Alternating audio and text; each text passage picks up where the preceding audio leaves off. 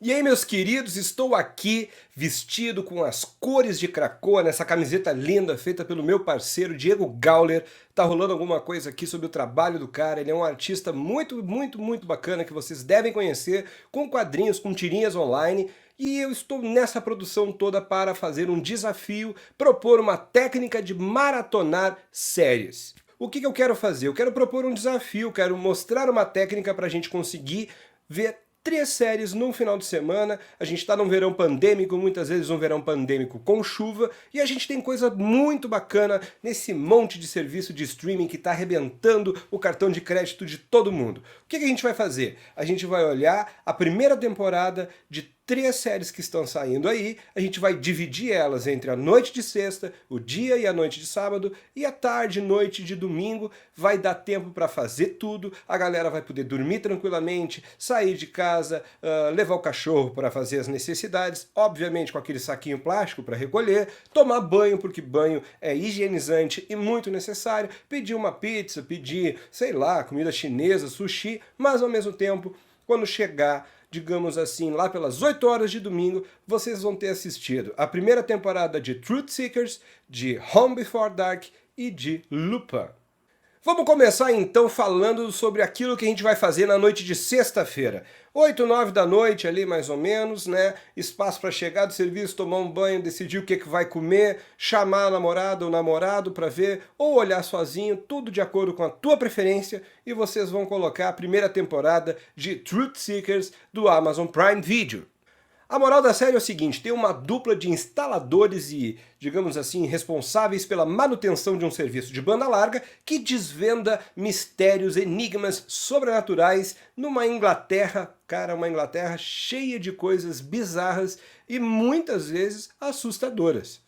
Para quem está acostumado a ver Simon Pegg e Nick Frost fazendo os mais variados tipos de filmes de comédia, trabalhar aquela dupla junta, bom, Truth Seekers separa os dois, o Simon Pegg ele está na série, o Nick Frost também, só que o Nick Frost faz dupla com outro ator dessa vez, e o Simon Pegg é o chefe dele, digamos que é uma ponta de luxo. Truth Seekers mistura muito de Doctor Who com comédia britânica mesmo. A gente tem ali efeitos visuais que lembram Doctor Who, a gente tem, digamos assim, antagonistas que lembram muitas vezes vilões de um episódio de Doctor Who, mas ao mesmo tempo a série consegue ter a sua própria identidade. No elenco, além do Simon Pegg e do Nick Frost, a gente tem Malcolm McDowell. Sim, o cara de Laranja Mecânica faz um idoso meio esclerosado, o cara é sensacional, ele é o alívio cômico de boa parte dos episódios. Na medida em que esses caras que trabalham para uma firma de banda larga vão fazer serviços de instalação e de manutenção, a gente começa a encontrar os mais diferentes tipos de capirotos, de espíritos rondando aquilo ali. O novato que chega para acompanhar o Nick Frost, o Elton John, rapaz, olha que nome pitoresco para o inglês. Esse cara, ele é um tanto quanto assombrado, digamos que ele é um imã de coisa ruim. Nós também temos um elemento chave, que é uma pessoa que vai ser introduzida na trama para desempenhar um papel muito importante e é vítima de uma assombração, cara, que faz ali, digamos assim, a dinâmica em um trio.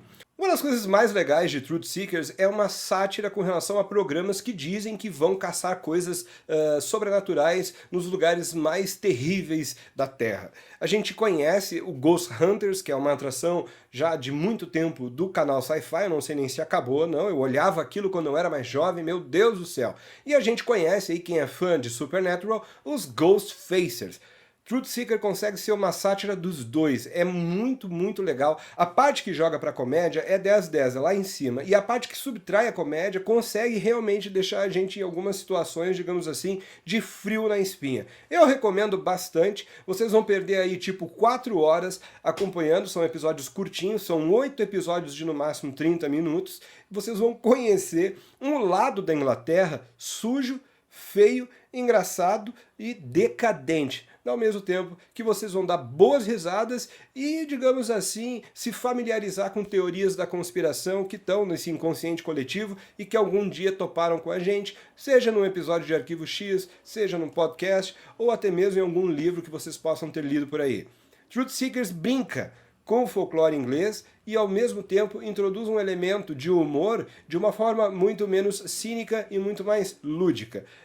A gente tem piadas que muitas vezes só vão ser entendidas por quem vive a realidade da Inglaterra, mas isso não tira a graça da série e é sempre, mas sempre bom ver Nick Frost e Simon Pegg juntos fazendo alguma coisa. Então é isso aí, se você quer ver dois caras extremamente atrapalhados, um tanto quanto antissociais, um idoso meio esclerosado, uma menina com agorafobia e uma vítima, digamos assim, de um encosto muito forte se juntando para resolver tramas que envolvem até conspirações globais, Truth Seekers é uma ótima pedida. Após passar a sexta-feira com algo leve, descontraído, a gente tem o sábado. No sábado, acorda de manhã, faz o que tem que fazer, sai de casa, volta, almoça, descansa, e entre 2h30 e 3h30 da tarde, começa aquela segunda parte, a mais compromissada, a que vai pedir mais resiliência, que é a maratona da série, cujos episódios são de maior duração e com o maior número de episódios na primeira temporada. Eu tô falando de Home Before Dark, atração da Apple TV, que foi lançada acho que entre abril e maio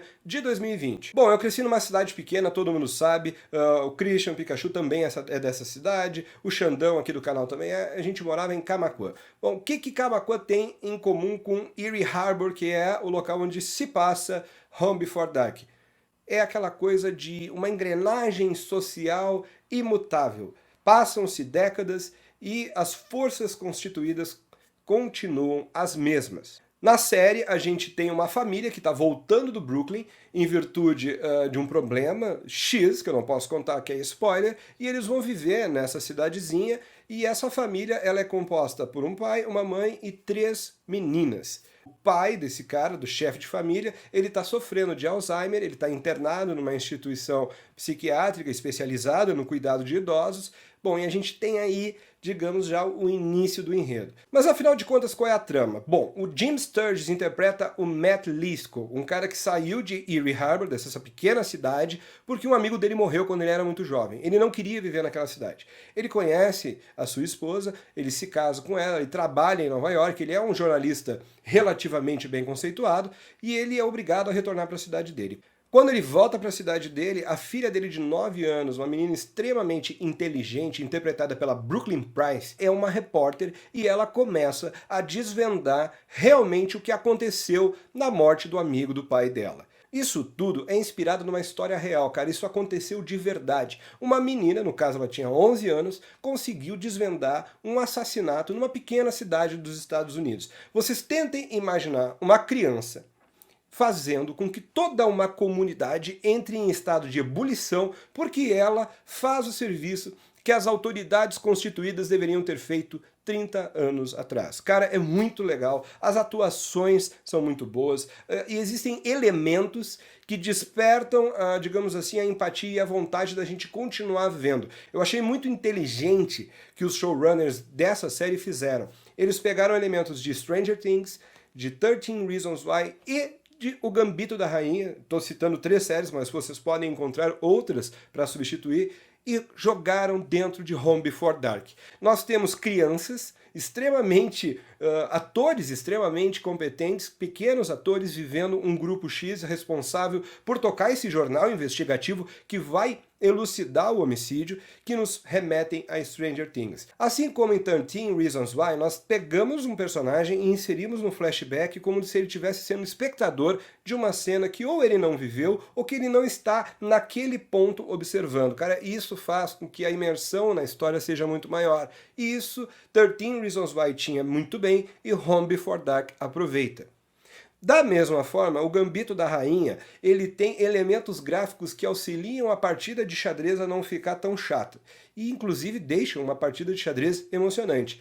Bom, Home Before Dark faz isso com a memória fotográfica dessa menina de apenas 9 anos. Então nós temos elementos de séries que nós vimos há muito pouco tempo, agregando numa história que já é genial, porque a vida real é muito melhor que a ficção. Desculpe os grandes autores de ficção, mas nada bate a vida real. E nós temos uma história sensacional de uma família que estava num ponto de ruptura, que se une cada vez mais através de um esforço de um pai e de uma de suas filhas para desvendar um mistério do passado que afetava muito a vida, não só dele, mas de toda uma comunidade. Home Before Dark vai ter segunda temporada, não achei uma data na internet, o IMDb não fala, mas existe a certeza de continuidade, existe um cliffhanger ao final que permite a segunda temporada, não vai ser nada forçado e ao mesmo tempo, quem quiser ver só essa primeira vai se satisfazer. É uma grande pedida e é exatamente 9 horas de série. Se a gente começa mais ou menos pelas 3 da tarde, 3:30 da tarde, cara, dá tempo de parar, jantar, tomar banho e terminar dormindo aí entre 1h da manhã, 00:30, tranquilinho, para enfrentar a última série, a que virá no domingo. Vamos encerrar esse final de semana em alto estilo com uma série recentemente disponibilizada pela Netflix, chamada Lupin.